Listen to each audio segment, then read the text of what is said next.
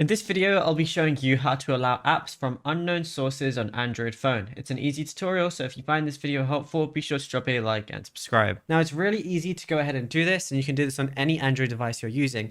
But let's say you're trying to download something on Google Chrome. Maybe it's like a launcher for a game or anything like that, but you're getting a pop-up where it's not allowing you to, download it because it's an unknown source and it's not from the Google Play Store. So what you want to do is go over to your settings. So we're going to swipe down on the top right, and then on the top right again, you're going to see the wheel cog icon. Go ahead and click on that and then scroll down. You're going to find apps as one of the options. So go ahead and click on it, and then whatever site you were downloading it from, for example, let's say I was using Google Chrome. All I want to do is find that application. So Chrome is right here for me.